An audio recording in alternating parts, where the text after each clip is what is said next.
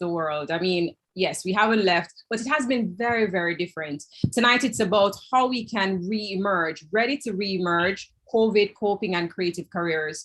We know it feels like a long time. It feels like many decades since we've been outside and been doing what we need to do. And this pandemic has not only affected us as creatives financially, but mentally and emotionally. And so tonight we're going to be talking a lot about how we can, when the world opens up, we're thinking 2022, is it possible for creatives to re-enter the space? What are the practical ways we can enter the space and ensure that not only our financial areas are covered, but our emotional and mental as well? Tonight, we have therapists, career coaches, drama therapists as well, art therapists, who will talk to us about how we as creatives can do that.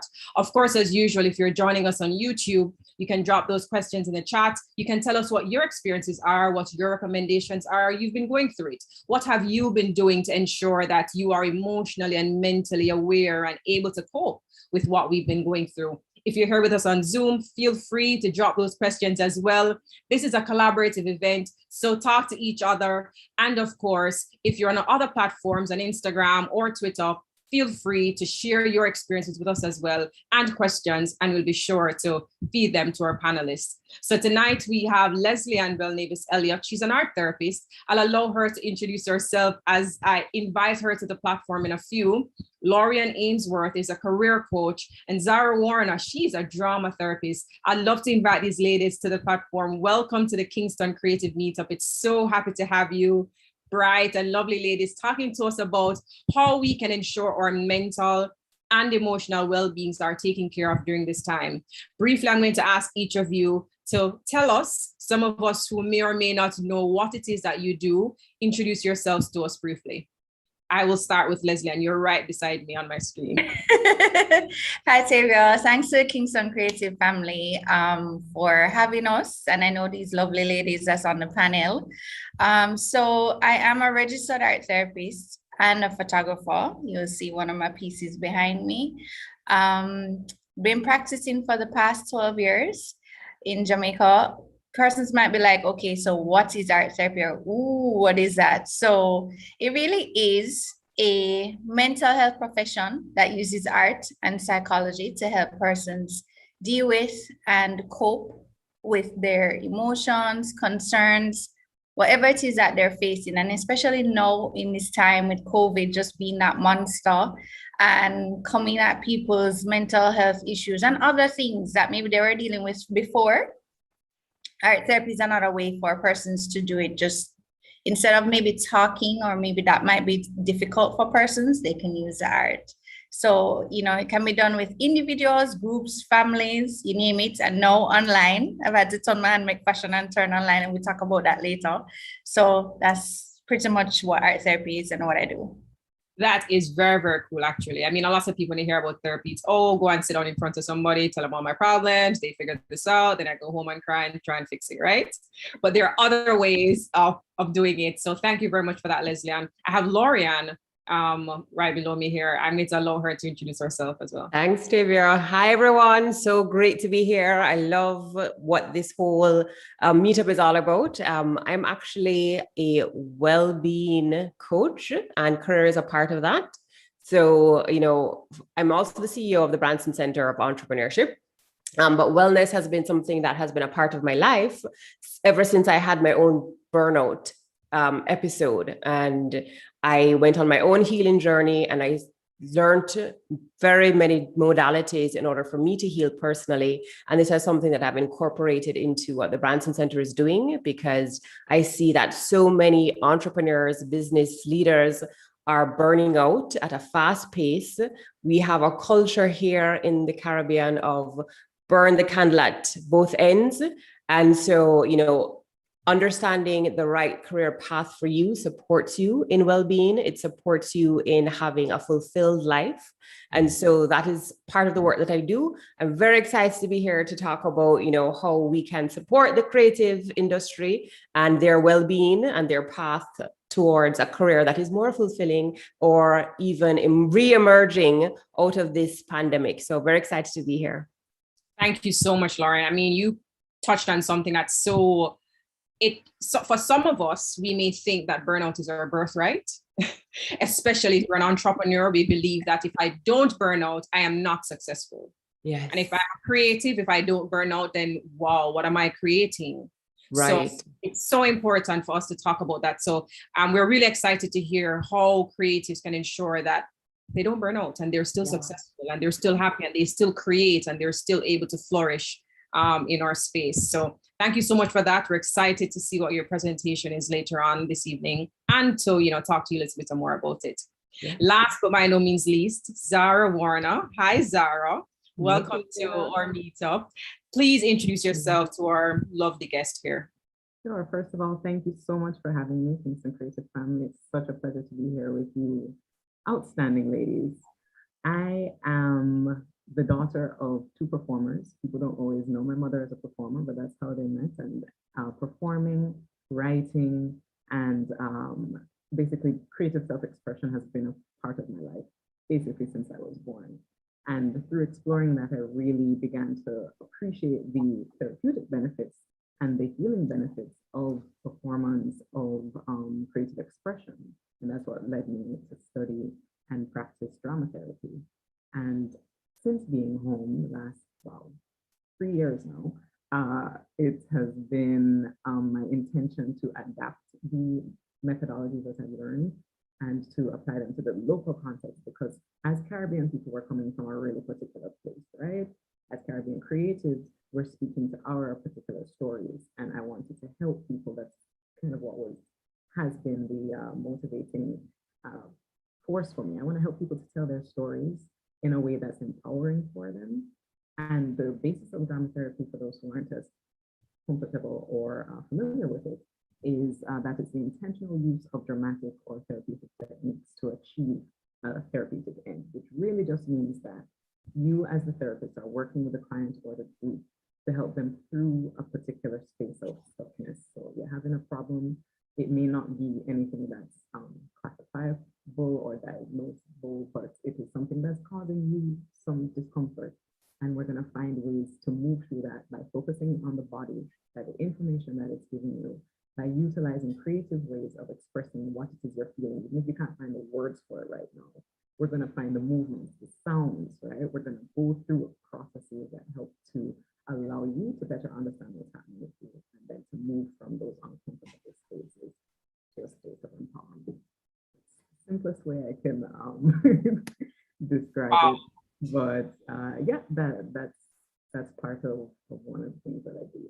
So. Amazing. Thank you so much, Sarah. So, I mean, guys, those of you who love to dance it out, this is your opportunity to get your limbs flowing and be in tune with your body and those sounds and understand what it is you're going through. We're excited to see your presentation later on, Zara, and, some practical tips for those of us who like the sounds and the music and the dance, to see how we can use that as a part of our, personal therapy as we go through this time. So thank you so much, ladies, for joining us and being here to share this with us. If you're just joining us, this is the Kingston Creative Meetup. And tonight we're talking about how we as creatives can re-emerge into the space, not only financially able, but mentally, emotionally as well. And these ladies here will be showing us different practical ways that we can do that, well, of course, because we're creative entrepreneurs, and different ways based on, our own personal preferences as well. So I'm going to start off by allowing Leslie-Ann,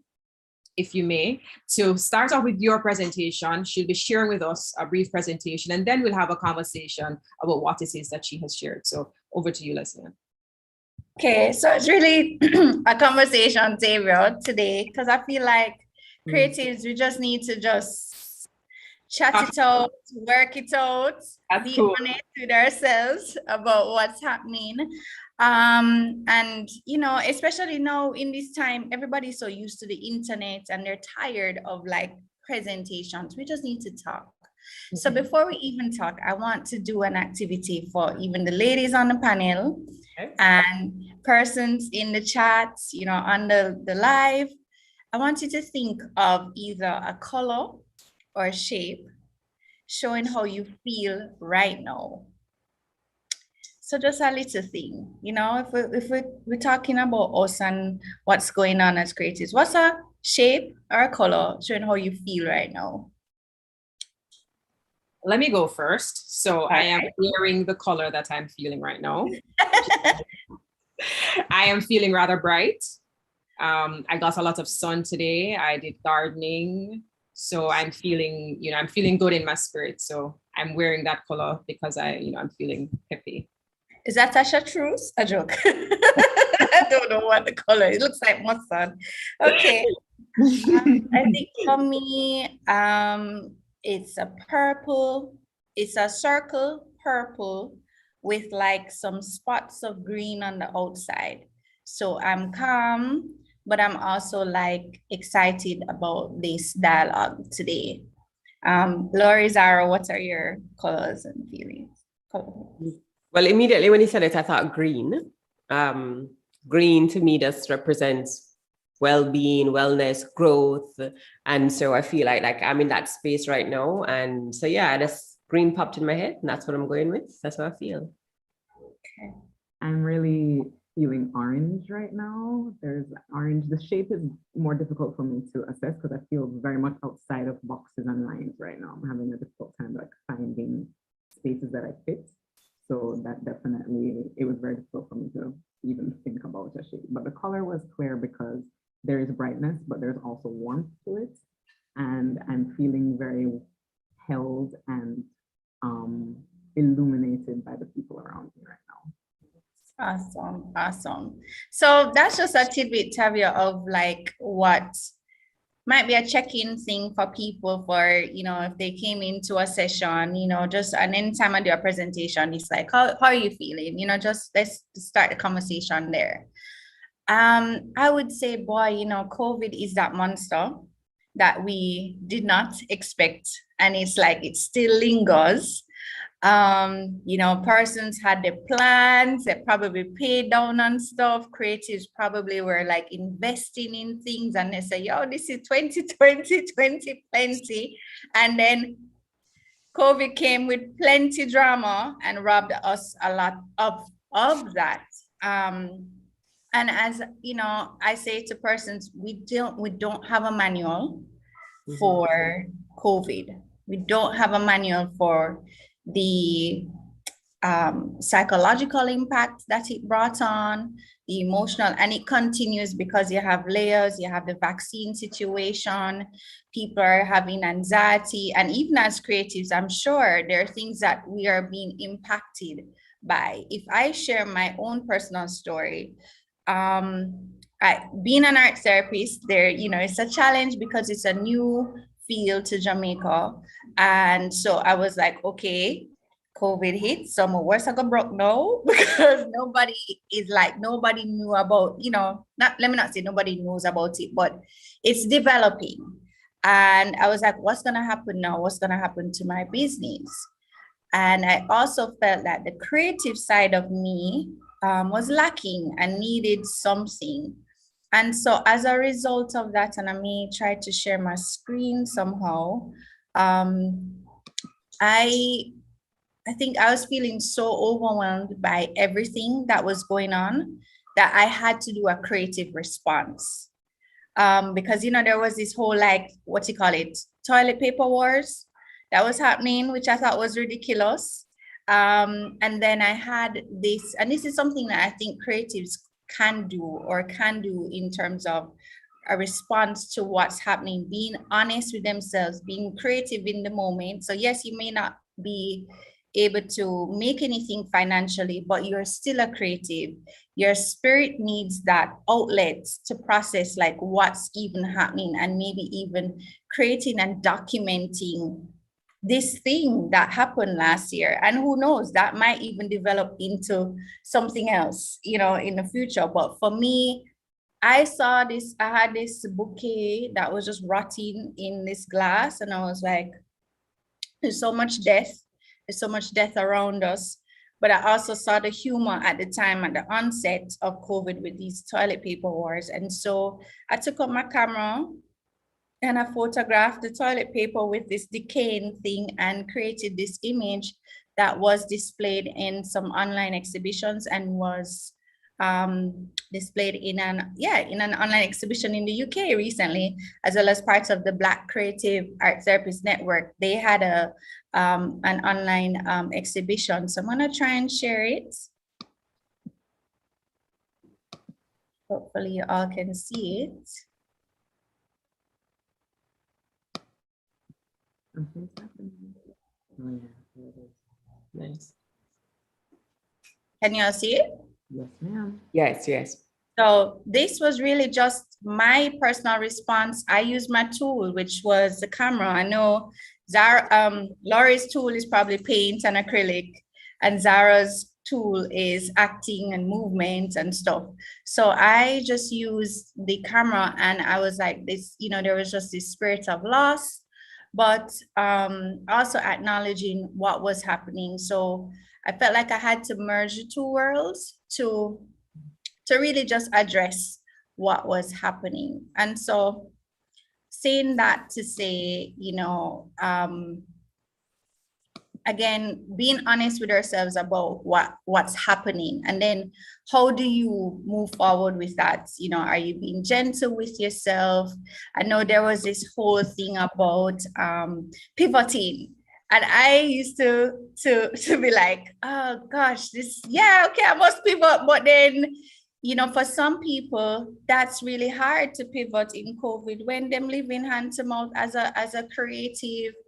You know, you're probably losing your juices because you don't have the income to buy the materials that you need to do, or you may have pieces to sell and nobody's buying because right now they're just trying to survive.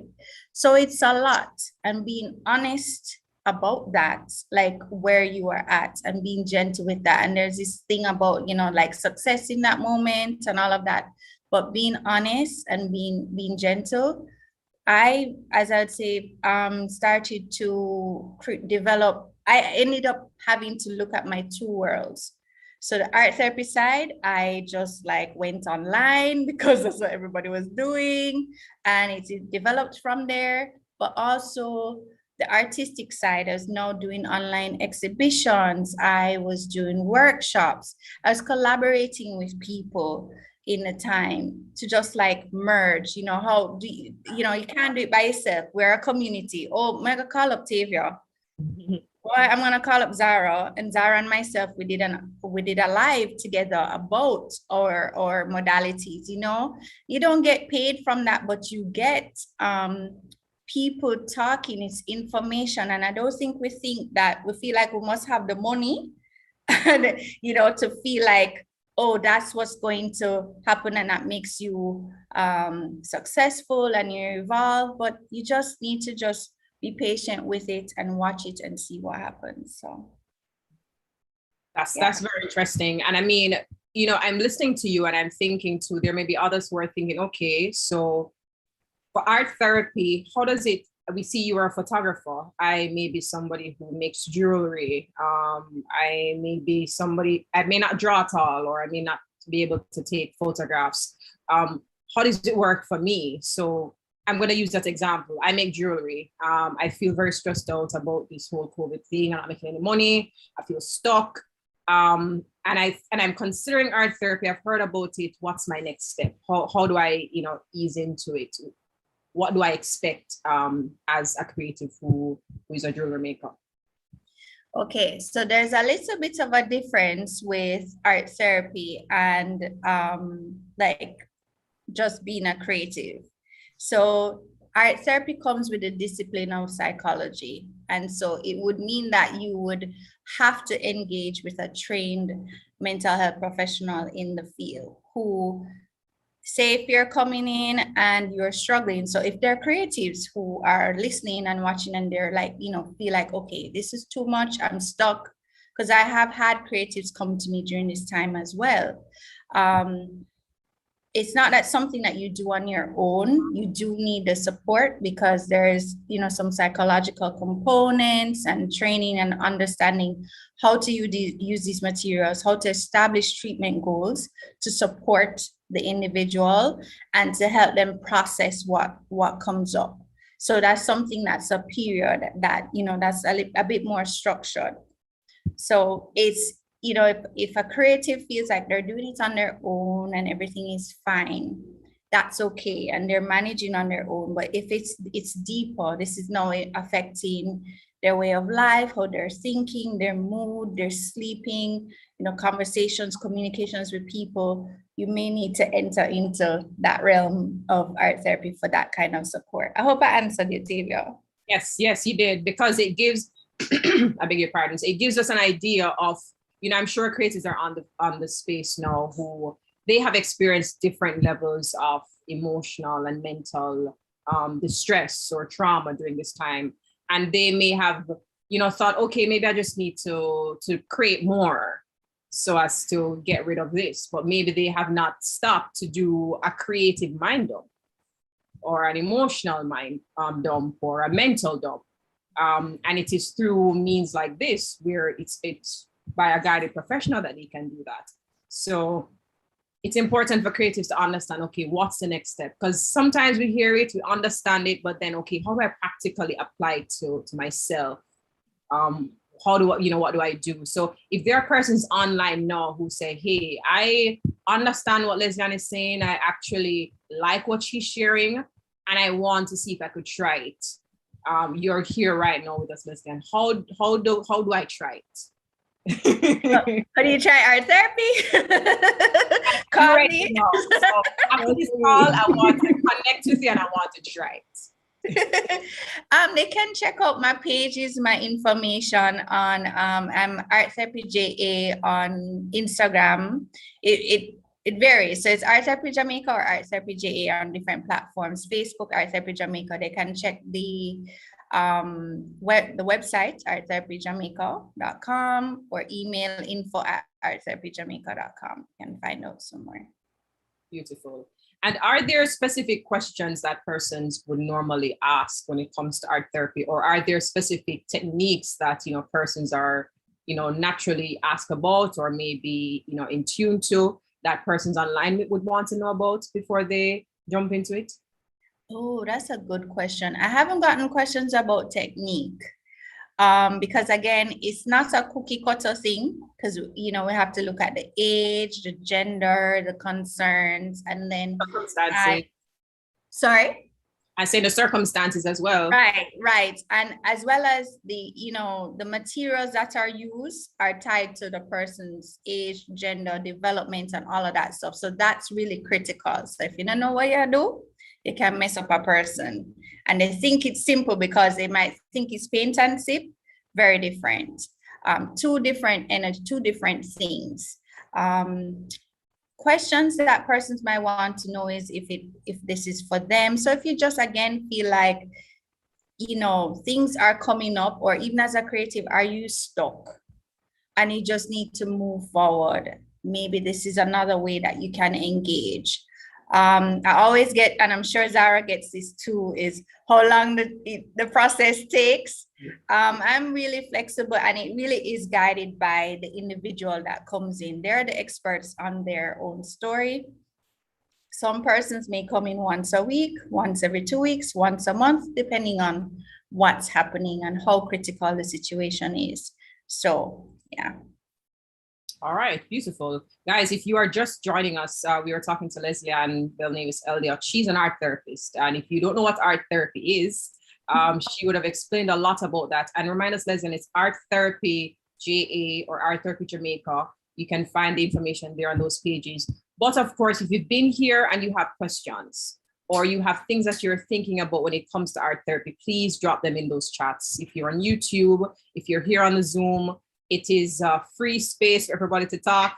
So please share those questions, and then we will be feeding them to our lovely panelists. So thank you so much, Leslie. And of course, we will be talking a lot more as well. Odars has a comment about art therapy. Is it better done in a group or as an individual?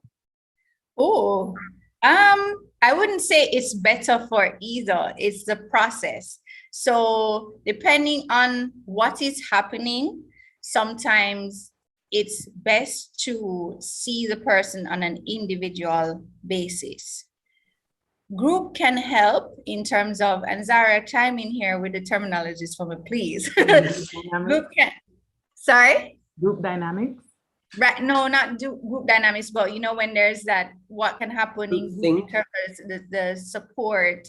Group think is one, it's another word. It starts with A, but it's not coming to me right now.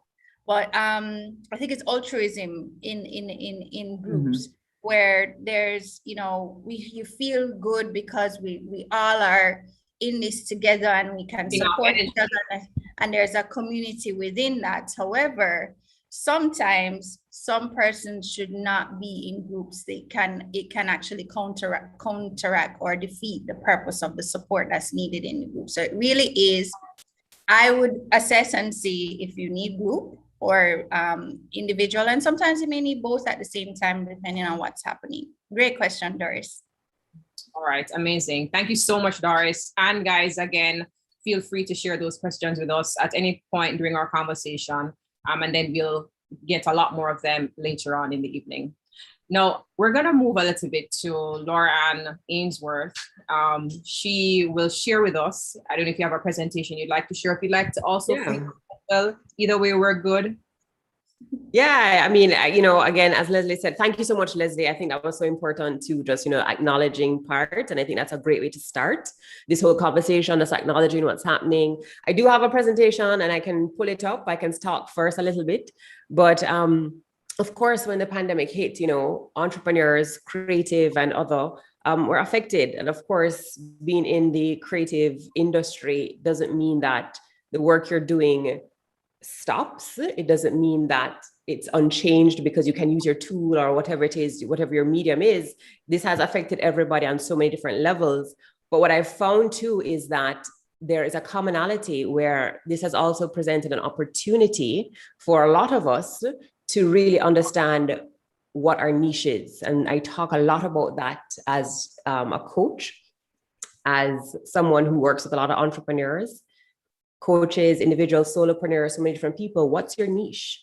And people think niche is, you know, this target market that I'm trying to get, you know, these clients that I want to purchase my art or I want to work with as a service provider. But I found that it goes deeper than that. Your niche is really about where you fit in this world. It's the space that you take up.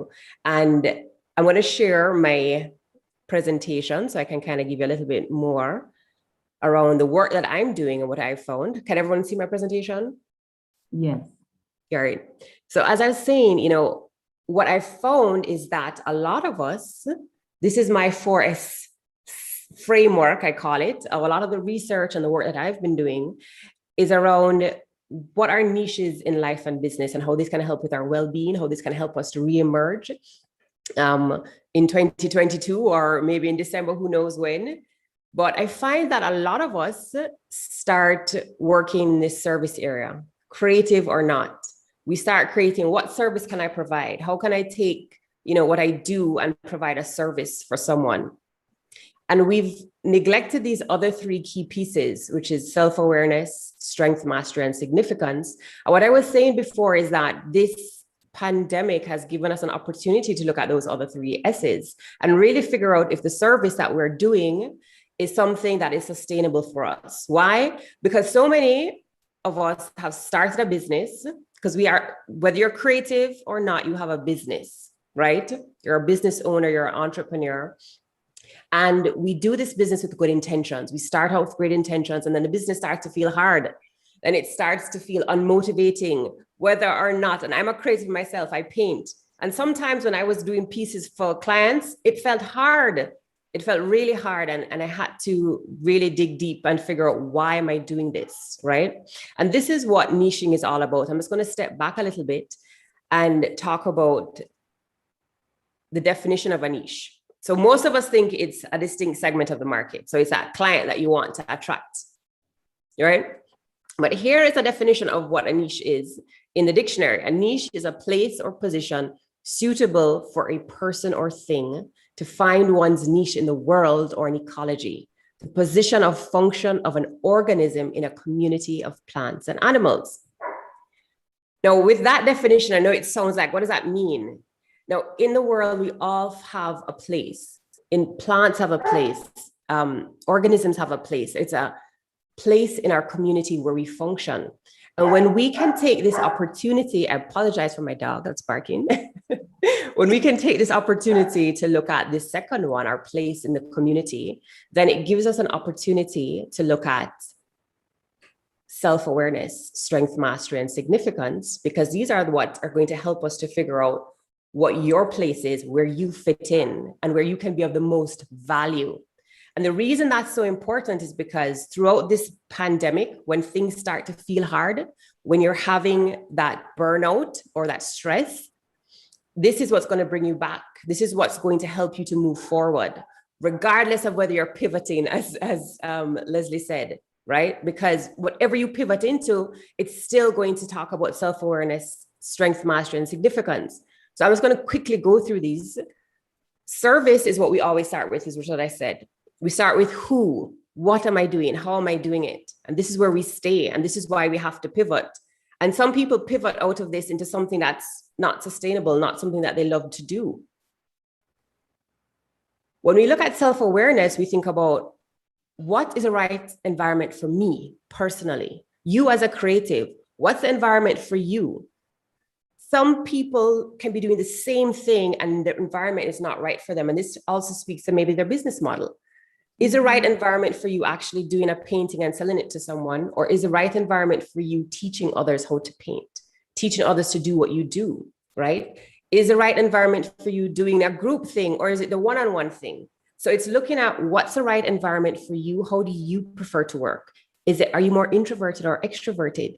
You know, do you feel bad because people want you to be in a place where they are and you don't need to be there? You need to be in your own space to create, but then you need to come and emerge to share what you're doing. You know, having self-awareness is so important for you to figure out that business that's going to be right for you so that you can do even better coming out of this pandemic. Strength mastery is all about having the opportunity to master what you are great at. Now, as creatives, you may have skills or talents that you've grown into something that you can master, but when we talk about your zone of genius, which I like to talk about in strength mastery, it goes beyond just your talent or your skill. It's how you show up, how you do the things you do. It's your way of thinking and problem solving. So you can be a creative who does the same thing as another creative, but your way of doing it, your personality, the thing that you bring is different. An example of that might be, you know, maybe you're more analytical, you know, maybe you are more, you're somebody who can take things apart and put them back together and make them even better. Maybe you're process oriented, even being a creative.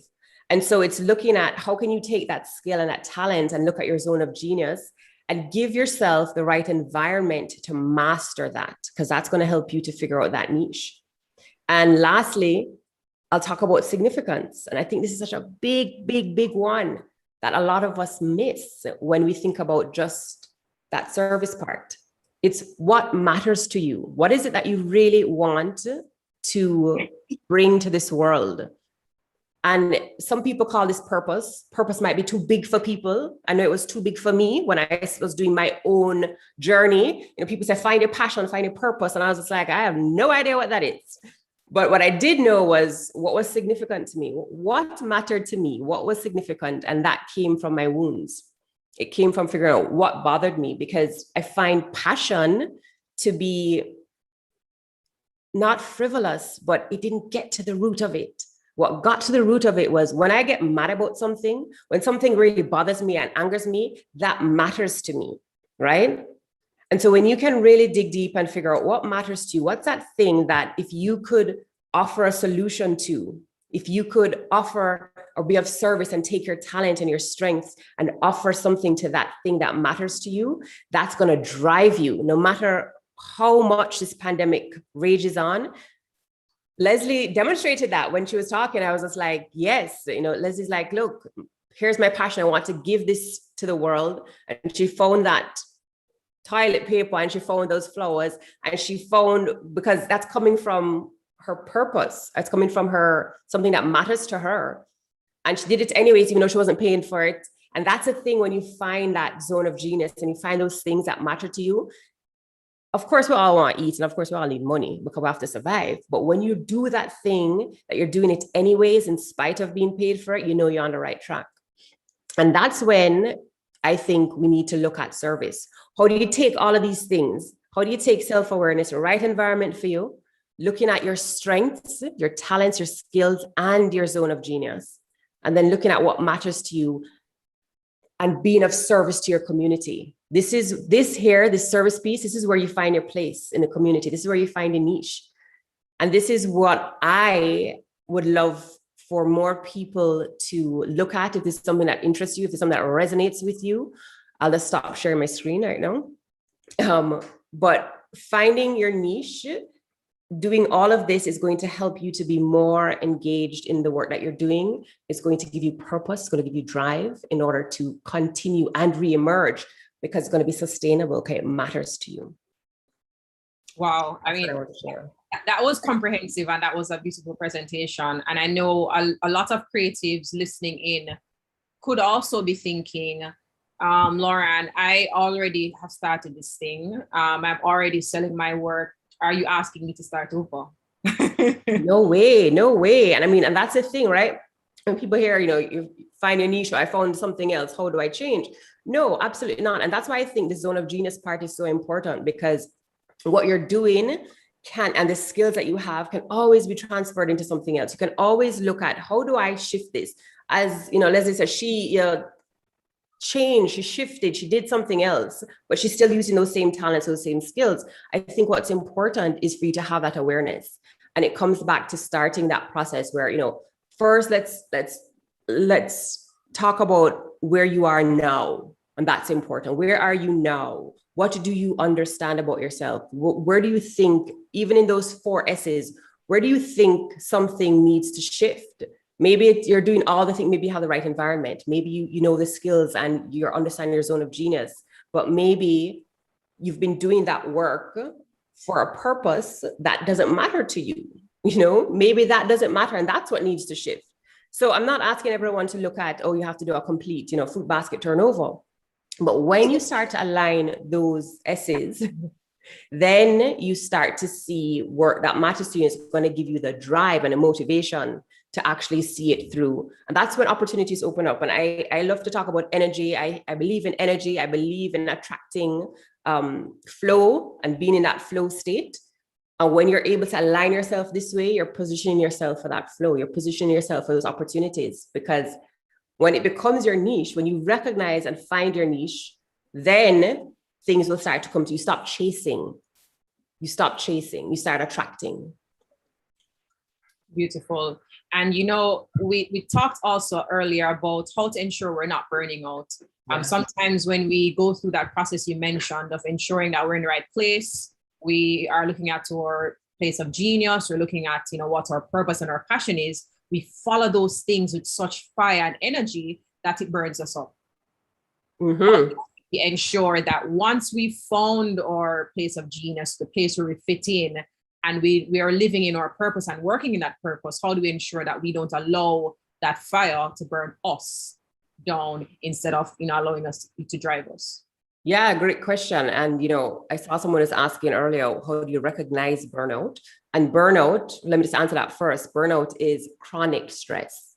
So it's not just, so some stress is good, and it helps you. You have good stress, you have bad stress, but it's chronic stress. When you recognize that you no longer care about what you're doing, you're jaded and you start feeling like, Lord, I don't want to get up on Monday and face the day. Those are signs. Of course, you have the physical signs, chronic fatigue, etc. Those are signs of burnout. So you get to burnout when you have a consistent, and the thing about it is we all experience stress. And when you are able to have techniques that bring you out of that stress in the moment and it doesn't build up and it's continuous stress, then you will avoid burnout, because we all have it. But just to answer what you can do, I have another 3 S's. I like acronyms for people to be able to remember. I talk about systems, support, and self-care. 3 very important things. As a creative, as a business owner, systems are important. You need to have systems for repeatable tasks that you're doing. if you are, and I'm just going to use the painting as an example, if you're painting, you can't also be looking for customers at the same time, right? When you're doing the work. Mm-hmm.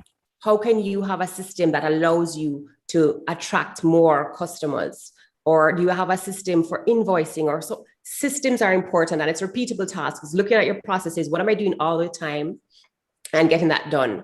Support is the next one. Of course, we always need support, and this goes back to staying in your zone of genius. If you are the creative and your zone of genius is creating, then you need to outsource, get some support, get people who can do some of that, delegate that. You're still running a business. You are creating a business around your craft, around your creativity, or whatever it is that you are doing. And so you always need support in that way from a business perspective, but also from a personal perspective. Ensure that you have a network that you can vent, that you can have that opportunity to say, hey, you know, times are, this was bad, or you need to go to an art therapy session, or, you know, a session, have that support system, whatever it looks like.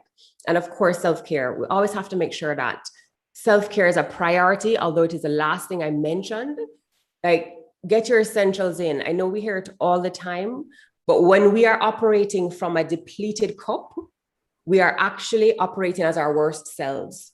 So when you're not getting your essentials, you're not getting your sleep, you're not getting your exercise, you're not getting your nutrition, you're not getting that mental space for you to be your best self, you're always going to operate from the worst of you.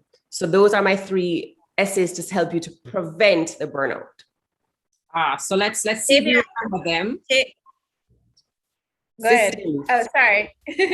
Systems, support, self-care.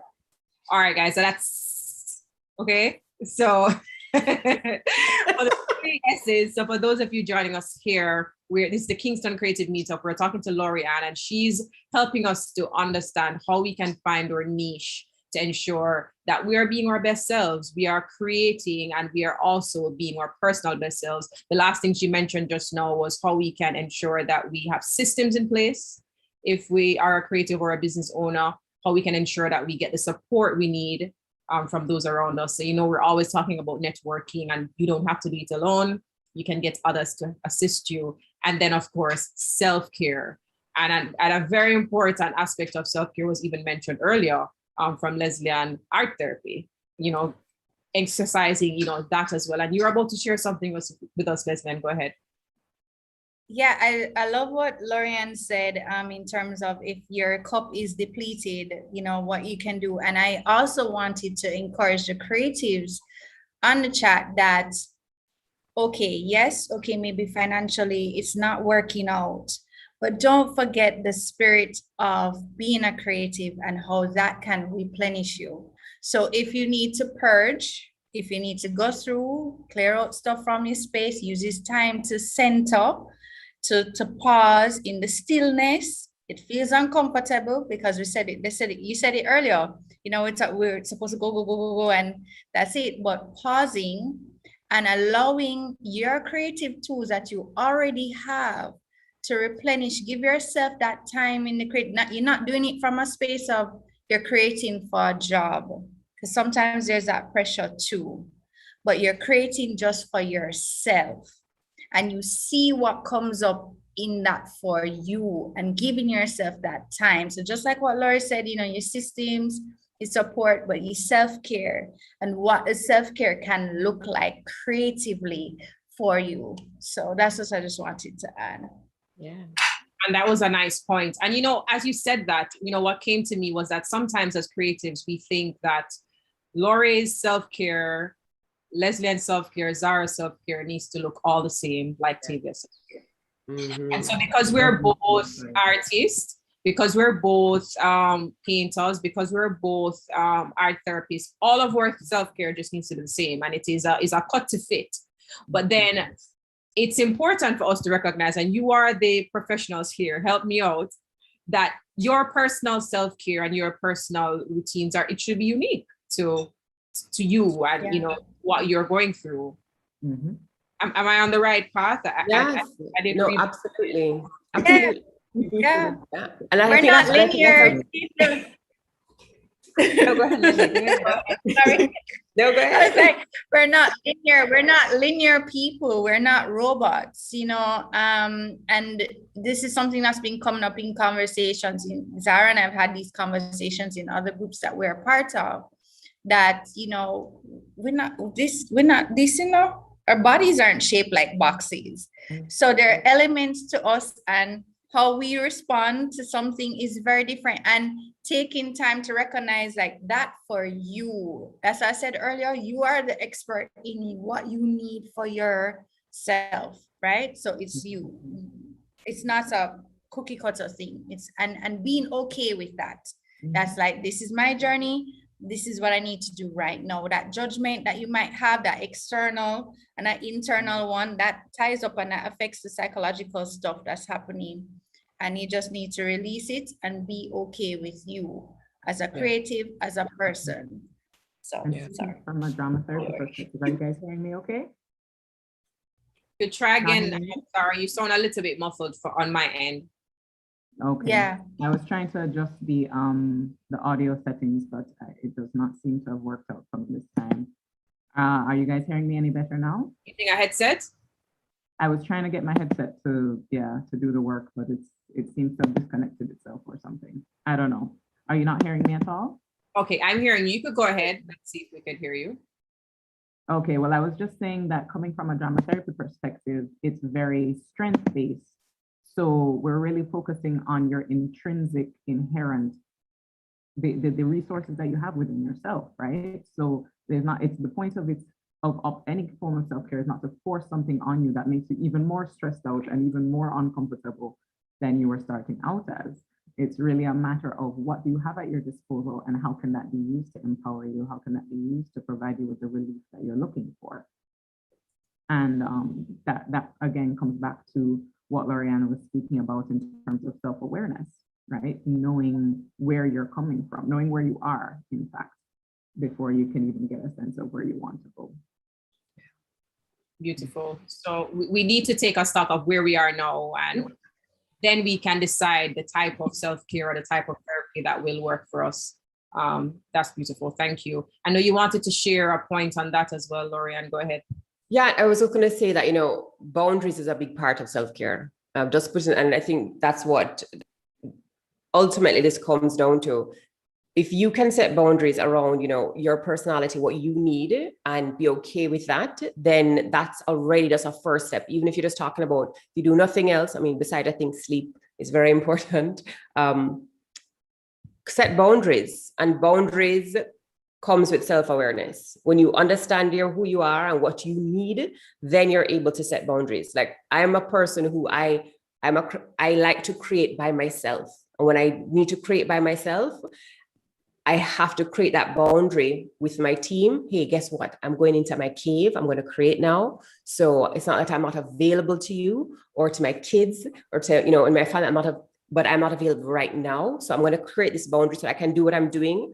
Otherwise, I get frustrated with interruptions. I get frustrated with others. And then how I'm perceived is very different.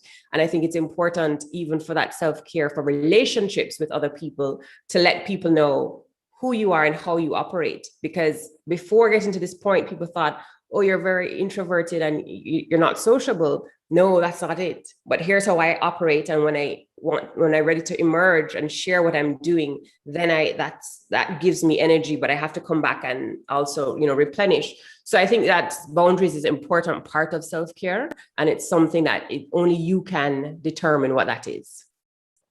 Beautiful. And, you know, as you shared the need for us to create boundaries, I thought to myself that some of us may create boundaries, but in our minds, and we don't communicate it to others. And then we get frustrated when we don't meet those, or when they cross those boundaries. So, you know, as you shared, I thought, you know, it's also important for us to, once we recognize what our boundaries are, to be very comfortable in sharing those with others. So we don't get frustrated. We don't frustrate those around us, but we're able to work in a way that, you know, we're all understood and appreciated for who we are and what is important to us. Correct. Yeah, absolutely. Beautiful. Zara, I would love for you to share your drama therapy with us, for those of us who like to move limbs and who like the sounds. I'd love to hand over to you to, share with us your presentation of what is drama therapy and, how it is that you go about doing it. Sure. So first of all, can you guys hear me okay? Yes, we can hear you. Okay, great. So first of all, I do want to make the distinction between dance movement therapy and drama therapy, because they are both, physically grounded modalities, but dance movement therapy is really, and I'm not going to say anything is exclusive to one discipline, because there is a lot of intermingling. Art therapists will use music, and drama therapists always use a lot of music and movement, some dance, etc. So I don't want to create divisions, but I do want to create distinctions. Okay. And that is that the dance movement therapists would be coming from a space of, they're usually trained dance artists, dancers, who are looking at the psychosomatic response of the body. They actually have more of a MSc, if I'm not mistaken, right, Leslie-Ann? They gain a Master of Science versus a Master of Arts. Well, in some, it depends. It could be MA too. Right. So there's a psychosomatic response that they will hone in as well as that attention on the body and the movement and moving through blockages using that modality. Whereas drama therapy is coming from the more typically the more typically acting and theatrical background. So we're using more of a game modality. There's a lot of play involved. There's a lot of role taking on and role shedding. So we do come from a place, a lot of my grounding is in roles. My program director and one of the professors of the program, Robert Landy, devised the role theory and role method approaches of drama therapy. So that's a lot of my perspective, and that's where it comes from. And a lot of how I've approached adapting it to the Caribbean context is really on identifying the unique roles in the Caribbean context, right?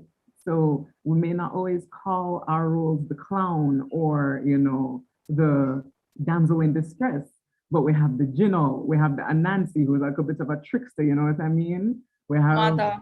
Exactly. Our mother may look a little bit different to the mother that I was trained to recognize, right? So it really is about recognizing those roles within yourself. So coming back to that idea of self-awareness, that idea of zoning in on those inner resources. What are the roles that you are holding within yourself? How are they informing where you are? How are they informing where you want to be? And how are they also informing what's kind of getting in your way? Are there things within you that are impeding or that you see as impeding your progress, right? And then what are the roles within us that we can use to guide us through those spaces of blockage, of challenge? And how do we get, I don't want to say get past, but move through and stay informed about those spaces of challenge, because I never want to forget the lessons I've learned, right? To say to forgive and forget yourself, to forgive yourself and forget is maybe to deny yourself of some of those intrinsic lessons that you've learned. And so my presentation today, again, is more conversational, and I really wanted to focus in on, similar to my two colleagues here, where are we coming from when we speak about this reemergence? Where are you reemerging from, right? Where are you now? And where would you be, what would you be emerging into? What are you emerging as, right? So if you could think about it now, if you could stop and close your eyes, what is the image?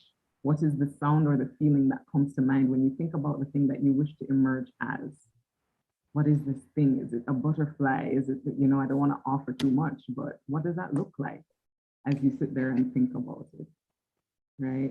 This is not some far away, super aspirational thing. It's what's that best version of yourself that you'd like to bring into this new era that we are approaching, that we're readying ourselves for, because that's all it is. We are approaching a new era.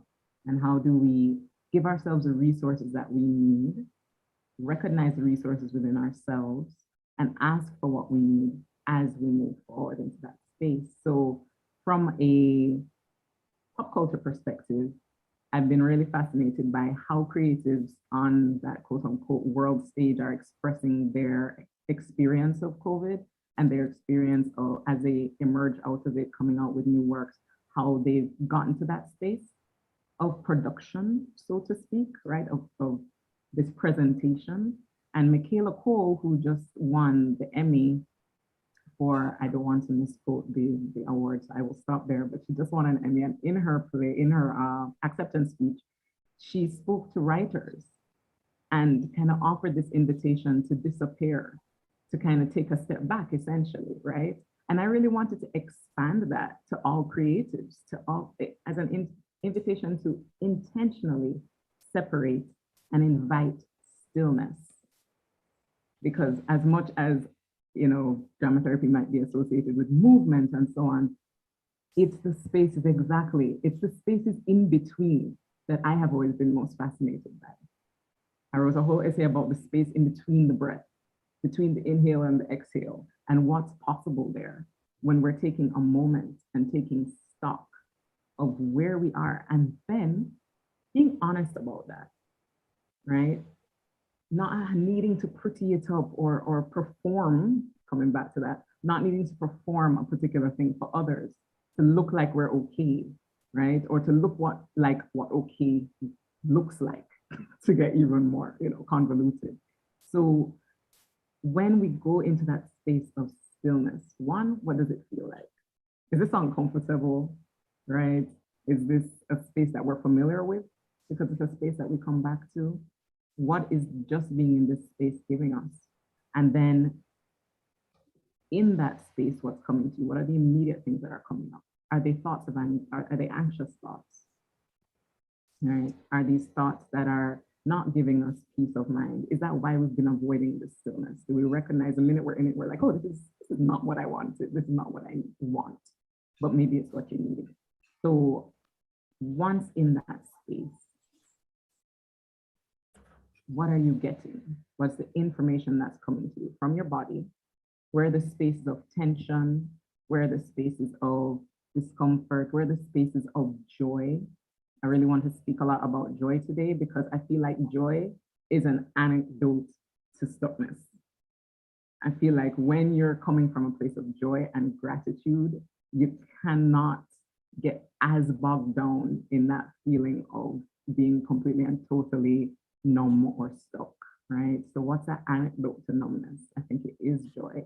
And I feel like by respecting where we are and then naming it, finding a space, a shape, a sound for it, moving through that process of finding a space and shape and sound for it and accepting it, then we can recognize, okay, I'm deeply lonely.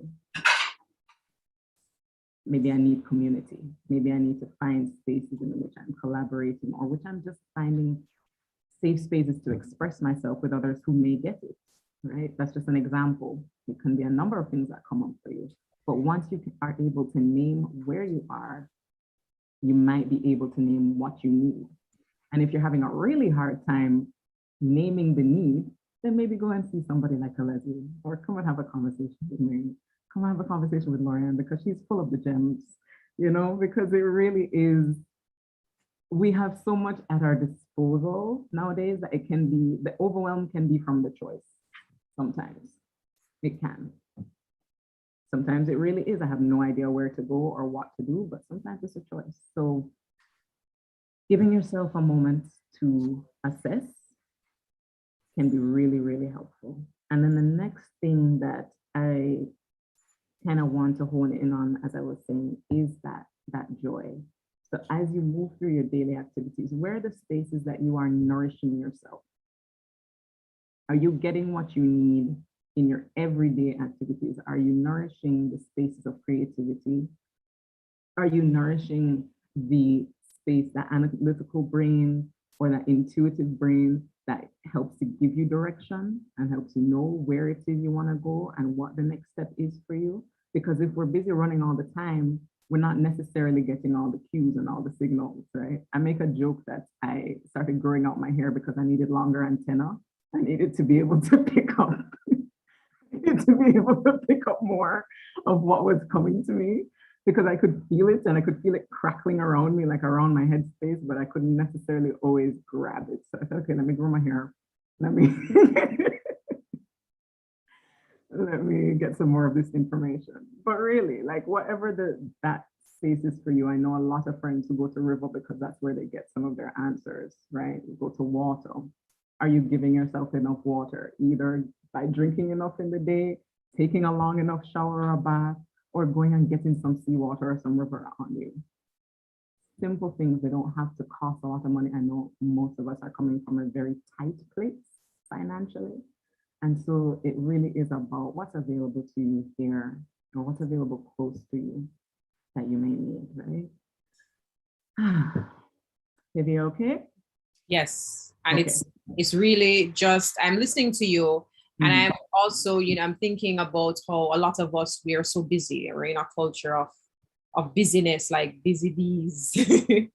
And thinking about stillness or quietness or nothingness scares us. Mhm.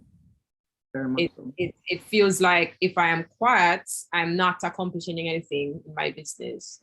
Or if I'm still or I'm doing nothing, I'm not accomplishing anything creatively. Or I cannot. Self-care means action. Self-care cannot mean sitting and doing nothing. A lot of us feel that way. And as I heard you talk, it really affirms what all of us have been sharing here, that we really do need to find that time, that space, the in-between of the high and of that low, to find out where we are and what it is we're doing. And as you spoke, Zara, about, drama therapy, for a lot of us, how can you invite us into what an actual session feels like or works? I'm always going to ask that question, right? Because I want us to get us there, and I want us to be able to feel like we're in a mini session, of course, or we can visualize it before we get there. So over to you, my drama therapist. Well, again, I do want to make the distinction between a session and what we're doing here, which is a lovely forum and an open space, and I love it. And these are extremely important, right? Because that awareness is going to take you to the next step of getting what you need. But I feel like always for me, regardless of whether it's a session, a workshop, or I'm just having an informational back and forth with an individual or a group, I want us to feel like we're in circle. Most, if not all, of the sessions that I've ever been a part of, been trained in, led, begin in circle, because there is equality in circle, there is camaraderie in circle, and for us as therapists, there's the holding in the circle. Everyone in that circle is being held by each other. And yes, there's usually a leader there who is helping to guide, who is removed safely enough to be able to see what's happening and to intervene where necessary. But that space of being collectively there in being held in a vessel, being held in a space that is as safe as it can be in this world. We're always talking about safe spaces. This is a safe space I can express myself. The world is not safe, but here in this space, we can hopefully achieve the highest level of safety possible so that people can feel safe enough to go inward. Because if you are too busy with the antenna, again, crackling all over, you're looking all around, you're looking out for the people who are stabbing your back or the people who are going to steal your ideas or whatever the case is, you're not going to have the safety, the wherewithal, the grounding, boom shakalaka, to get present with yourself. Yes, let me already know that I'm mad. You have to. Can we call it a circle of joy or a circle of feelings? What? Of acceptance. Well, I'm learning from Leslie here to name the feelings and the shapes. So love it. So this is a circle of acceptance for me as the holder, because I accept everything that you are bringing to the circle. So you name it. I can't name it for you because you get what you bring to this space, right? So if we were creating a circle right now, what would you want it to be a circle of, Olivia? For me, I would want it to be a circle of openness. Beautiful. What about you, Leslie? I would want it to be a circle of gentleness, you know, being gentle with self. So, yeah. Lovely.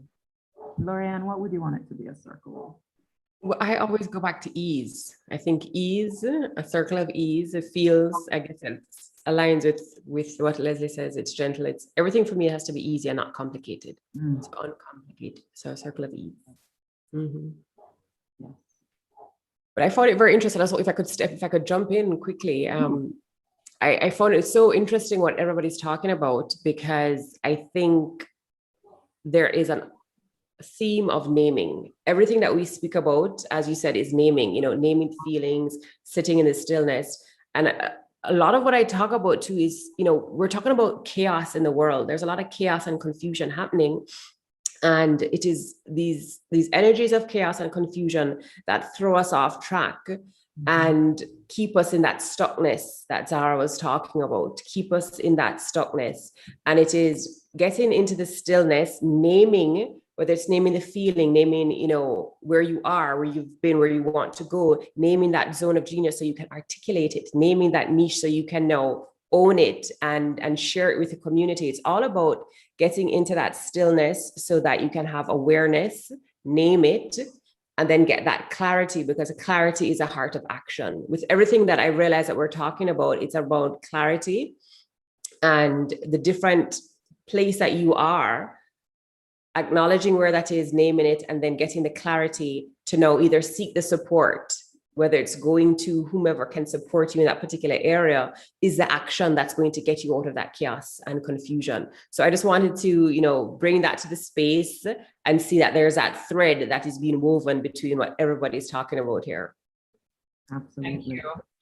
And I do want to also bring up the point that's been really resonating with me this week about that space of information and that space of self-awareness being the antidote to reaction versus response, right? Because when we react, we're coming from a place of immediate, it's the reflex, right? And it's not always the healthiest reflex. Somebody, cuts you off in traffic, your first instinct may be to, fling some choice words in their direction, etc., etc. If you are coming from a place of response, you're first going to adjust your car so that you are safe. Calm your body, right? Make sure that everything is good.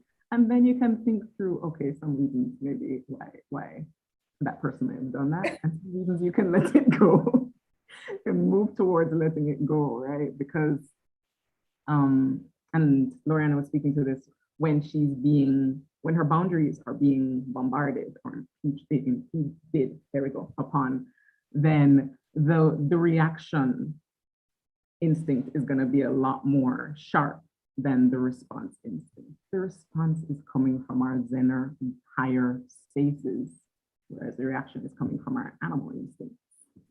So if we are responding from a creative and professional perspective, but if we are responding to our needs and the needs of the market at the time, we're listening, we're tuned in, we're adapting, versus reacting, just buying up some things and flinging them out there, or making some really quick things and flinging them out there as quick as possible because we need to make the money.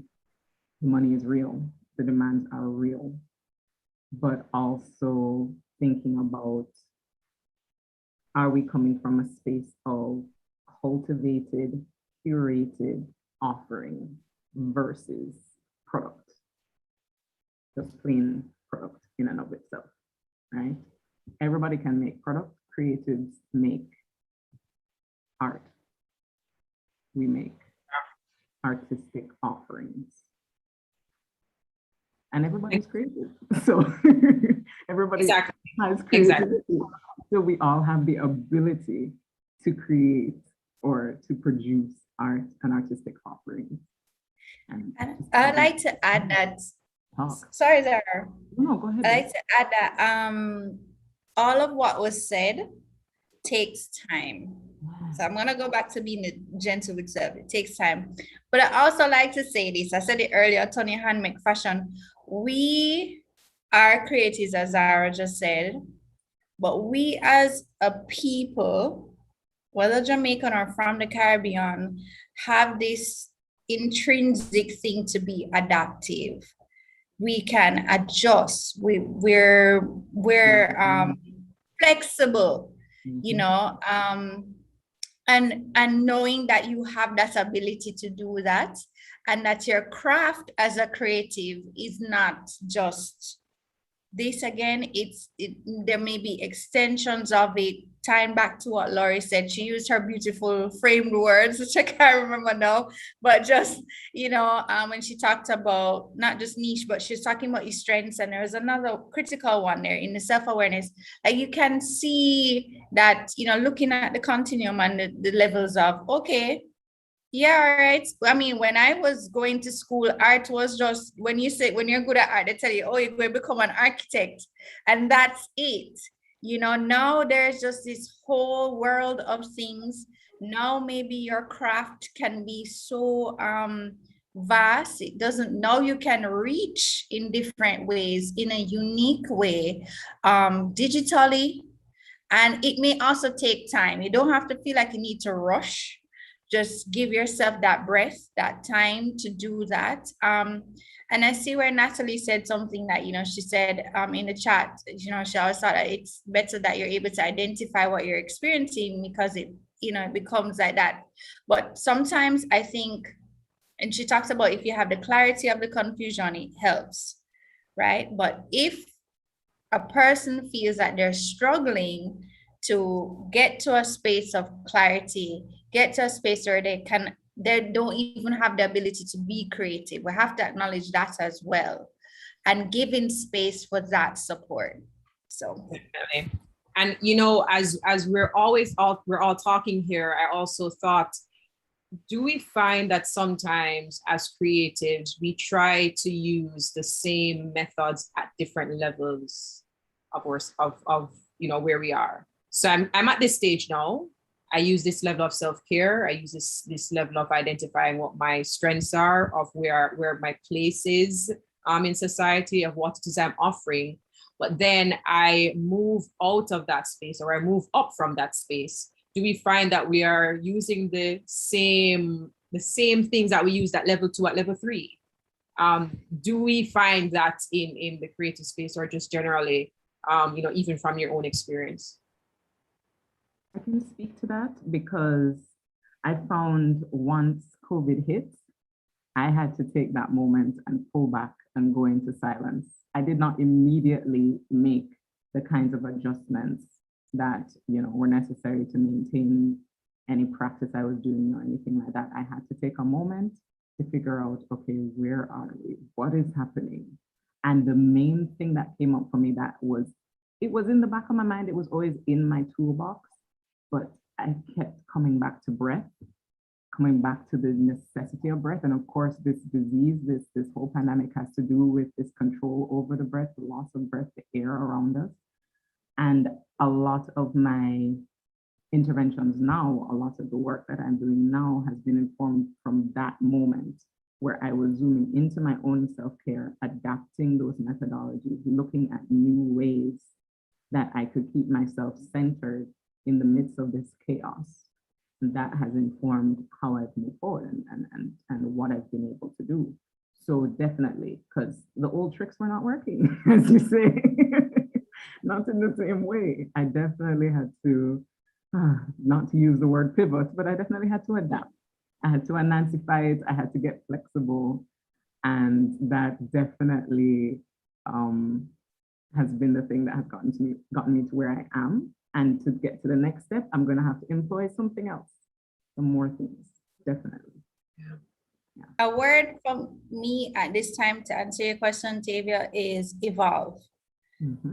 So I would say that maybe I went through, I mean, I never had this experience before with COVID. So I can't say that, you know, the level I was at here to now, And I had two worlds that I had to take the time to say, okay, yes, I am an art therapist and I give and I support people, but what about my creative side?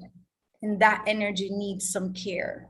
And I had to address it, and it came out in response to what was happening. So I had to start to embrace that and take time. I still have to work on it.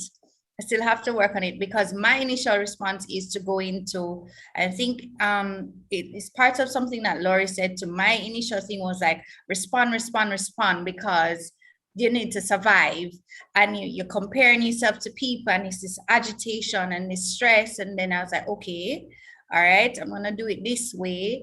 And also there are times, if I be honest, that I think one time I just crashed because I was so taking things on and didn't realize what pausing needed to look like. When you're giving, when you're creating and stuff, you definitely need to pause. And in pausing, so you hear me talk about this earlier, in pausing, I purged.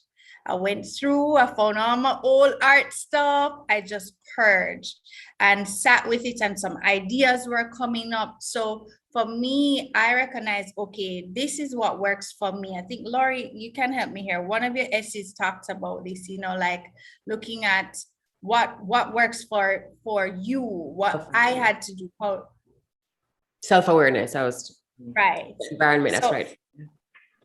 So looking at, what worked for me and adjust. And so now I can say, okay, in the future, if something like this were to happen, this is what I would do. But I also look on it as I have to adapt.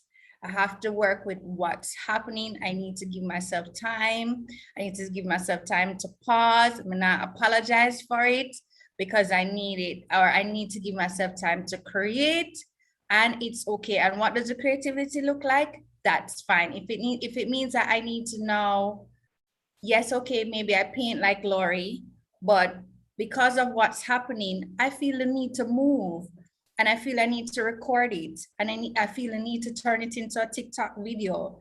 That's still self-care. That's still creativity. There's no like box of what creativity is and how you can use this. And maybe you might find in doing that movement that becomes something added to the painting work, and then evolve. So I would say, again, my word, evolve. So yeah, no, I love that word, Leslie, and I agree with what you're saying in terms of evolve, because just to answer your question, Tavia, from my perspective, even looking at your niche and looking at all these things, we are human beings. We change, we evolve, we move. And so it's not a fixed thing. Who you are today may not be who you are tomorrow, right? You become a better version of yourself if you do this work and you hone these skills. And so we also have to acknowledge that people are at different places in their lives as they are going through this. Some people are, in fact, in survival mode. And I heard Leslie using that term, and I wanted to tap into that and say, when you are in that survival mode, somebody talking to you about doing something significant might sound very hard for you to hear because you want to pay the bills. And when you're in that survival mode, it's getting yourself out of that. How can I get out of that survival mode so I can breathe? And then when you are in that stability, moving to, okay, I can breathe now. How do I keep this up or not? How do I get into that success mode? And then you're moving into that significance mode. And so every life mode requires something different. And I think that's important so that we don't have that comparison, because you could be looking at Leslie and saying, Lord, Leslie doing such great things. She have our art show, she have our this, and I want to be there. And you're comparing yourself, but you haven't even gotten that breath. You're all not out of that survival mode. And Leslie may be in her space going, look, I need to create a bigger name. I want more success so that I can do more things. And somebody else might be, at a place where they've attained that success, they've attained those goals that they wanted for themselves. And they feel like, well, where do I go from here? How can I give back? What's significant? What's meaningful? And so we all have to look at where we are in those life modes, but also from a different perspective, and it's from a personal perspective, looking at, my background was in marketing. I was in corporate marketing, and I moved out of that. I pursued my love of art, and I was doing art, and I thought, okay, I want to be an artist. of course, people weren't buying my art, only 1 and 2 here because it's hard. And I'm going to be an entrepreneur. And I stopped and I went and, created a business.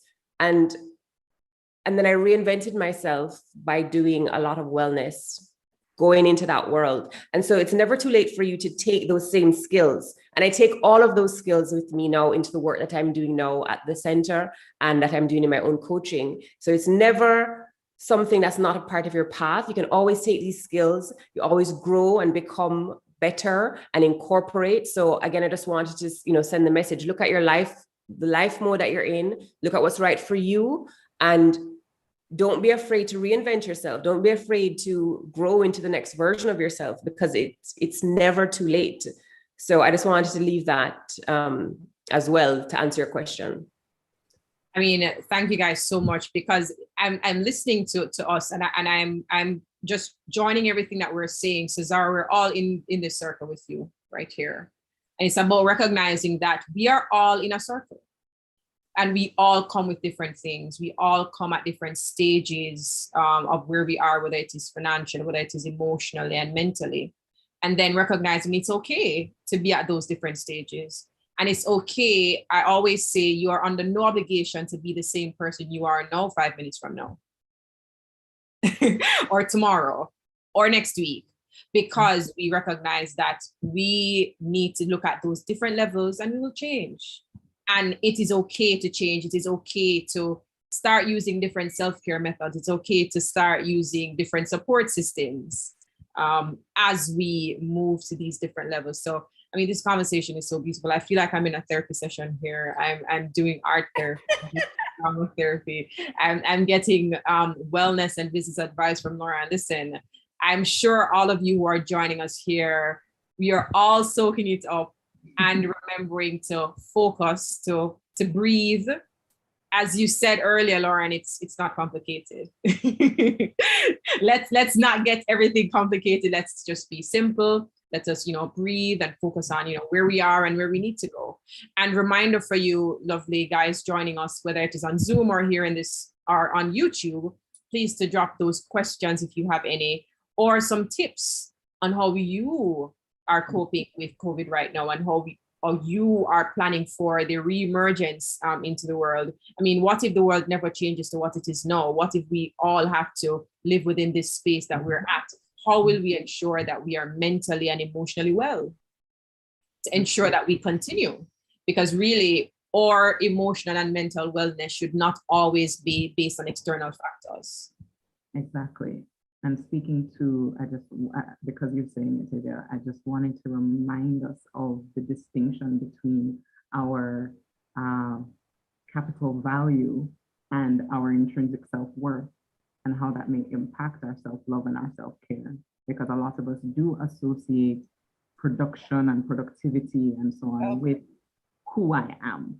What I do is not who I am, though they may be very, very linked, right? Can you say that one more time, Zara? I think what I do is not who I am, though they are linked. My self-worth is separate from my capital value.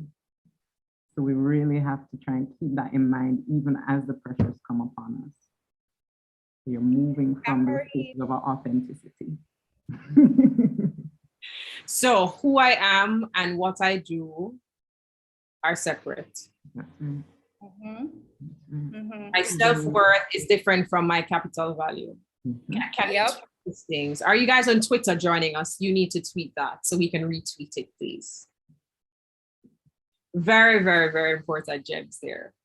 And so it's so important for us to be having these kinds of conversations, because we're all going through it, and in different ways. It feels the same, but then it's also different at the same time. I see Andrea dropping a question about how to get enthused about the new year and setting goals for ourselves and our practice. We're afraid to set goals because then we flop, like how they flopped when COVID started. So what's your advice there? I guess I could start first, because I have even been thinking about, do I offer vision boarding coming up the end of the year? But that's a valid question, Andrea. And again, I'm gonna go back to this, that we didn't have a manual for 2020, right, 2020, it's now 2021, going into 2022, we don't have a manual. And I know there are persons who like to plan, and it's okay to plan, but my recommendation with this is, because it was so traumatic and things were just so drastic, if you have a plan, give yourself room for flexibility with it. Give yourself honest room for flexibility with what could happen. And maybe instead of it being so time limited, because you don't know what can happen. We don't know if we'll go here, so we're going to get another strain. Please, no, don't. But we don't know what's going to happen. So it's just moving in. Sorry, I just said don't expect nothing from 2022. I'm just saying maybe move from a space of what you want for yourself, but being gentle with it. So I have found I may have done a vision board, and then I'm slowly seeing things, and there's this anxiety that, Lord Jesus, the end of the year come and I don't finish this, I don't finish that. But okay, but things are happening within the goals, but it is happening in a weird, not weird, in a unique way.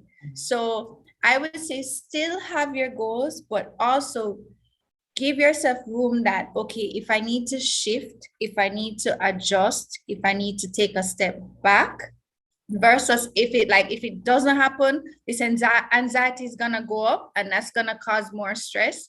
But just flexible, an elastic band, Andrea, maybe that's the best way to do it. It's on an elastic band.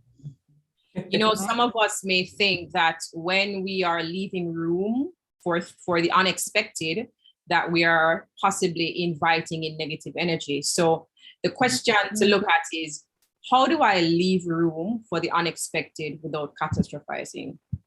You took the words out of my mouth, Xavier, because I was going to say that there are two things at play here. There's the grief of what was lost or what we hoped would be, that we have to acknowledge. It's very real. It's in the space always. As we said, 2020 was going to be our year forever. But you remember all of the memes, right? But things have happened nonetheless. Life has gone on and we have accomplished things.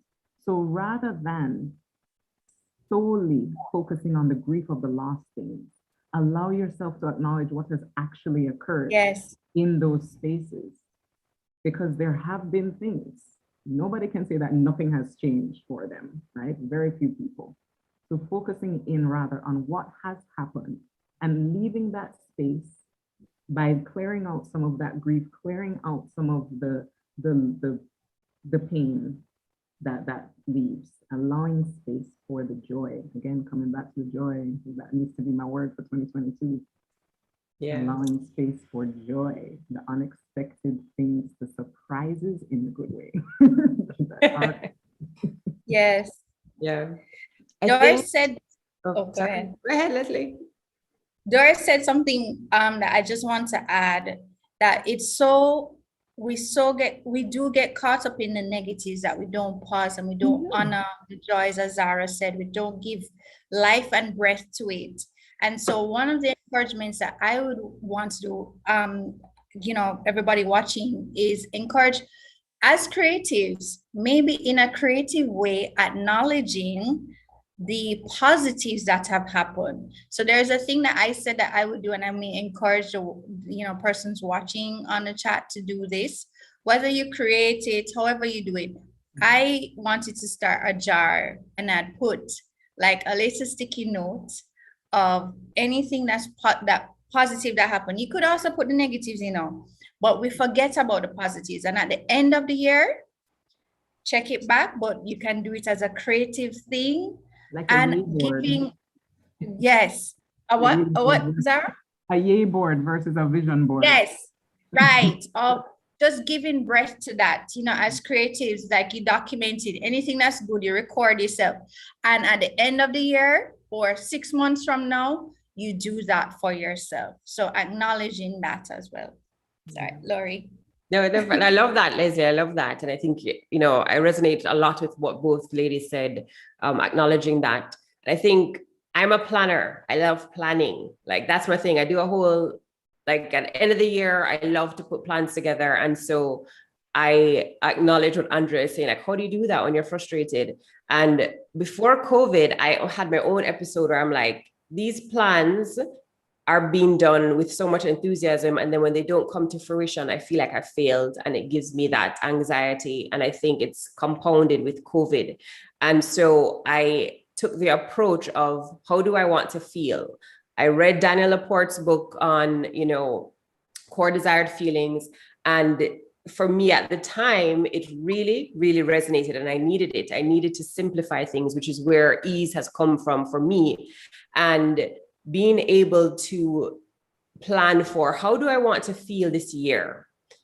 I wanted to feel ease. I wanted to feel creative. I wanted to feel intentional. What things can I actually do to feel that way every day?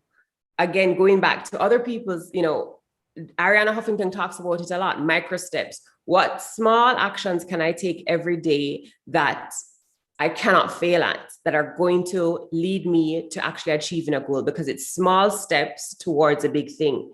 And as planners and as people who are high achievers, we often set these goals, and the goals seem so far away that when the roadblocks come up, we can't be flexible. And so I encourage everyone, if you're doing the planning, how do you want to feel this coming up in 2022? What steps can you actually take towards feeling that way? And then from a other perspective, we're business people as well. Plan per quarter, don't plan for the whole year. That's just going to stress you out.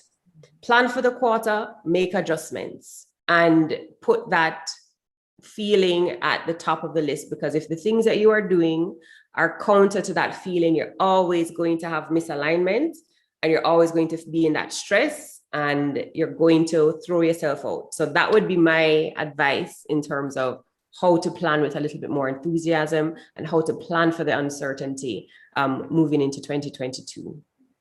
Beautiful. Thank you so much. So we're hearing that we need to be flexible, and we need to think about, how do I want to feel? How do you want to feel? Maybe you can also share that with us guys in the chats, talking about how you want to feel. Maybe someone else wants to feel that way as well, and you can help them with that. I also found this quote today, and it says, not knowing is a strength rather than a weakness. It allows us to be open to new ideas, to different opinions, to a world that we may never had otherwise known. And that's from Andy. He's from an app called Headspace, which allows you to, all of this centeredness and gentleness and being aware is what that is about. So we're all on the same page here when it comes to just, being present, being focused, being gentle with ourselves. And, jumping on that idea you shared, Leslie, of having that jar of nice feelings that you pull out at the end of the year. We could also do a twist to it if we like. What if you filled that jar with so many good things or good feelings, and when you need one, you pull one out? Yep. Celebrating I like it. many victories. Yeah. The little things. The little things, right? So as you go through your day, as you go through your week, as you go through your month, you pull that from there. And it could be, if you like to do by yourself, maybe it's a group activity, maybe if you do it with friends, maybe it's some affirmations that they would have, a joy jar, I love that. Maybe something they would have that you don't have, or you have that they don't have, and we can all share our joys with each other. And we pull from our jars when we need them. Oh, I love it. Yeah. I love it. So we're all going to create joy jars. Thank you very much. That's what we're going to call them. JJs. We're so happy and joyful. I am so glad that we're talking about this. How do we want to feel? How do we plan without anxiety? How do we look forward to the future, but still allow room for not knowing? Still allow room for the unexpected. And there is some excitement in the unexpected. As much as we talk about how catastrophic COVID was, there's a lot of excitement that came out of COVID. It forced us to tap into a lot of things we would not have otherwise. And it forced us to even connect with each other in ways that we would not have otherwise. We check in more in some instances because we are so disconnected. So we have to, find, okay, how are you doing? How are you really doing? How am I really doing? So, these conversations are very, very critical, and especially as creative entrepreneurs, to ensure that going into this new space of 2022, whatever that space looks like, how do we ensure that we're ready for it? And not just ready financially, but ready mentally and emotionally. If you have questions, you're on YouTube or you're here with us on the Zoom, we invite you to share them with us. If you have points, a lot of us have been sharing tips of how we have done that as well. We talked about the joy jar. I know a lot of you are going to try the joy jar. Please tell us how that is when you've done so. And looking at the positive. Tag all of us, please, so we can all share in our joys. And of course, we are here on this chat. Please connect with each other and share your own joys, because it really is all about that as well. And not just, we find sometimes that we trauma bond with each other, and we only talk about the negative feelings that we're feeling and the bad things that's happening and the stress, but then we don't heal together or bond through healing. And so it's very important that we're having a conversation like this to show that it's important for us to heal together and to bond through healing as well, and not just traumas, but ensuring that we are, recognizing what it is that's going on with us, and connecting and tapping into what each of us has to share. So I'm so grateful for this conversation. I know a lot of creatives online are so grateful for it. And I'm going to ask each of you ladies to, what is that one or two or three things that you think creative entrepreneurs who are listening, or other persons who are also maybe tapping into this chat, who may not consider themselves to be creative entrepreneurs, to take into 2022 as we close out the year? What is that mindset or that feeling, or those tips that you would say, hey, here are some important ones that you can consider moving into the new year? Anyone can go first. Go ahead. Lauren. No, go ahead. I was just saying, we're creative, so let's create spaces for stillness. Let's create moments of joy in the everyday, that perfectly steeped cup of coffee or tea, right? Little things. And let's also create community where we need it. So whether that be your artistic collaborative community or digging in deeper with your friendships, let's create those things. Let's give ourselves that space to be as authentic as possible. Thank you so much, Zara. So it's creating that in our everyday lives, and that's so important. Sometimes we think we need a getaway or we need a girls trip to be able to get that joy, but it is finding it in your everyday life, in just going outside or drinking that cup of coffee or that or that tea, because where some of us are tea lovers, and it's creating that community, that circle, and we'll call it circle of joy and acceptance, Zara. Let's do it. I love it. Yes. So create your circles, please, my gentle folks who are on the line with us. And you can also name your circle, however it is that, works well with you as well. As Zara would say, you are in control of that. You name it. This is our circle of acceptance. So thank you so much for sharing that with us. I'll go to you, Lorianne.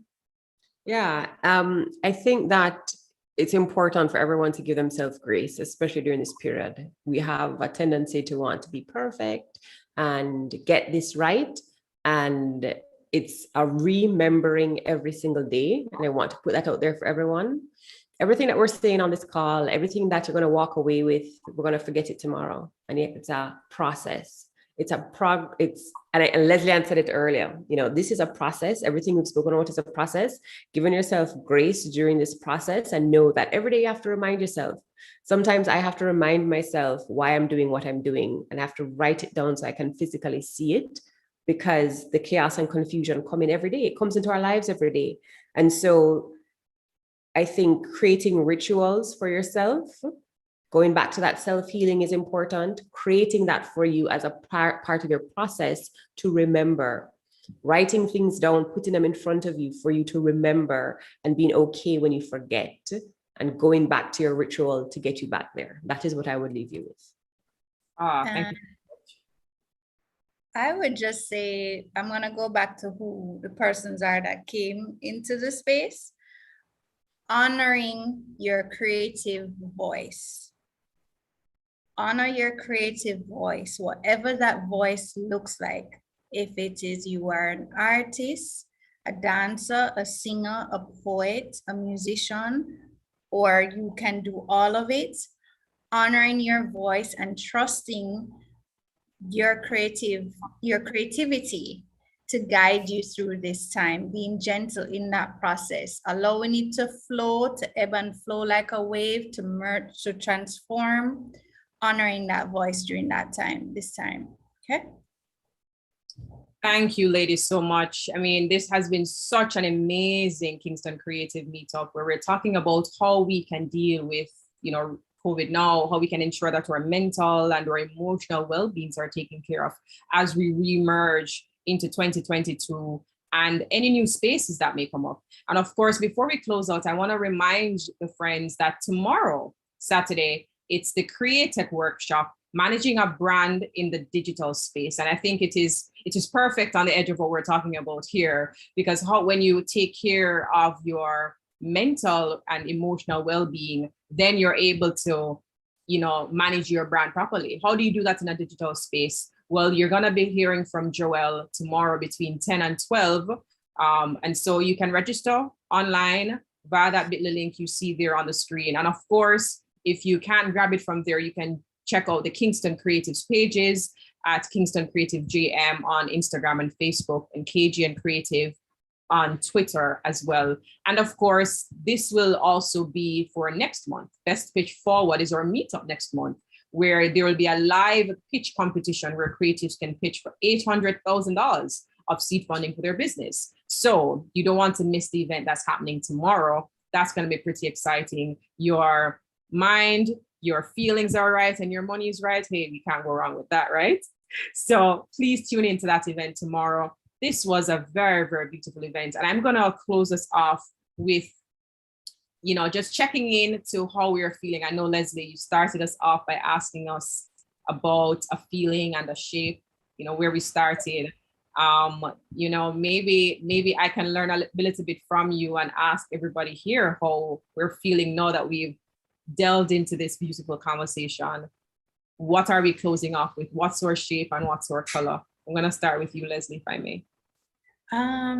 Mine is still the circle, but I would add, if I could draw it, it would have waves underneath. So it's this soothing, calming community water again. That would be my shape and my feeling.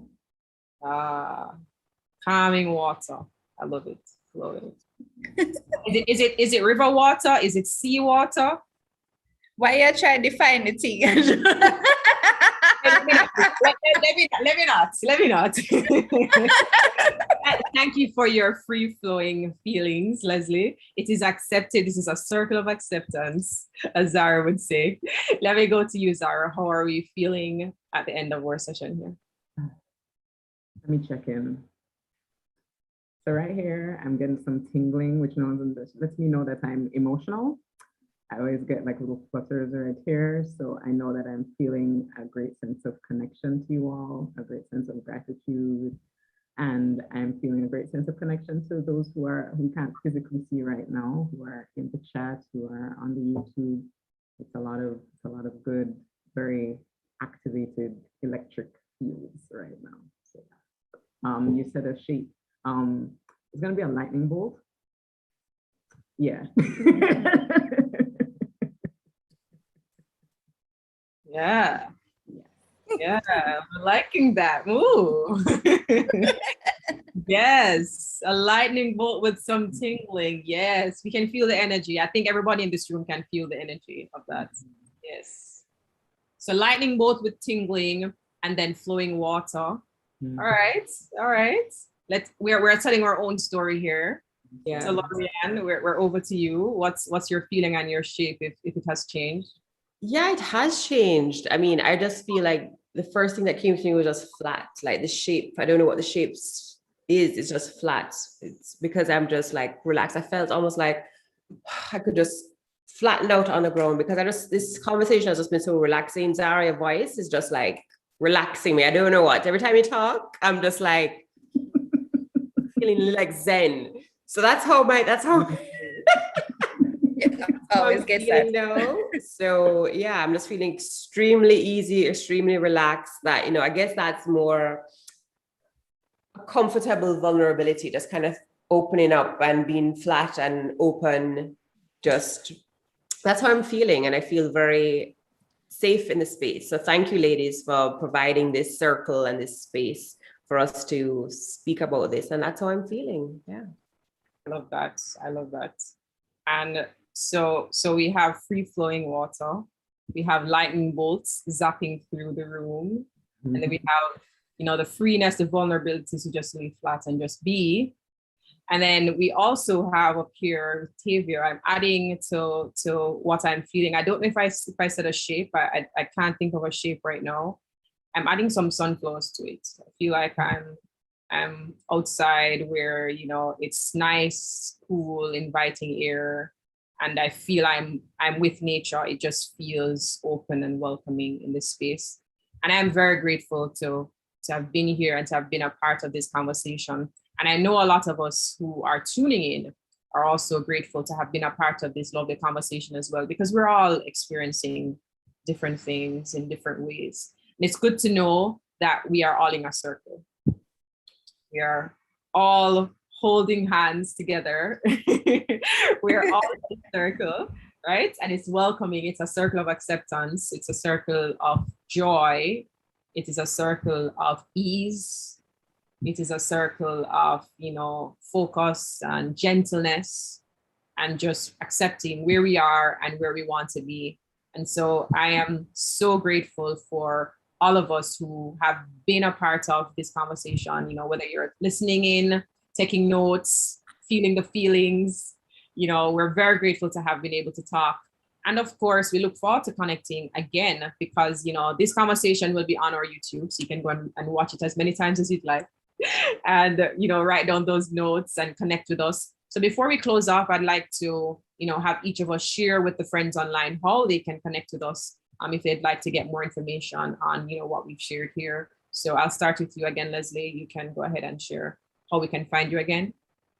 So persons can find me on Instagram, Art Therapy JA, Twitter, Art Therapy Jam, Facebook, all the other platforms, Art Therapy Jamaica, or email me at info@arttherapyjamaica.com, or the website is arttherapyjamaica.com. Easy peasy lemon squeezy. Thank you. So there you have that, guys. Zara, go ahead. Okay, so I'm both at Evita Expressive Arts, on Instagram, or Kaya Danielle, because I answer the DMs there too. And you can also email me at evitaexpressivearts@gmail.com. Okay, beautiful. For some of us who may not know how to spell that, could you type it in the chat for us, please? Yes, I'm going to put it in the, does putting it in the chat make sense? Yes, I will read it out for the friends online who are not with us right now. So as she types in the chat, I'll ask Lorian to share with us how we can get in touch with her. Yeah, so you can find me at thrivingceo.co. Pretty easy. It's a quick link to me. And you can learn more about the wellness that I do and the niching, etc. If you want to learn more about the Branson Center, you can go to bransoncenter.co. Beautiful. Thank you. And so that was it for Zara. That was Evita Expressive Arts. That's EVITA Expressive Arts. And also you can find her personal page. That's Kaya Danielle. That's KAYAHDANIELLE. So there you have it, a beautiful conversation talking about how to re-emerge into the space as a new you, as a different you, emotionally, mentally, financially well. And we talked about a lot of joy. So please, thank you so much for joining us tonight. Remember to do those, we call them joy jars. Is that right? Yes. So joy jars, and you can do them any way you like. So it could be joy jars where you enter those joys and you take them out at the end of the year, or joy jars where you enter those joys and take them out as you need it. So thank you so much for joining the Kingston Creative Meetup. It's lovely to have you, and we look forward to having you again as we speak again about these wonderful topics about how we can take care of ourselves as creatives. So thank you. Absolutely. Thanks for having us on. Thanks for having us. Lovely being here with you ladies. Yes. Thank you, ladies. Have a great evening.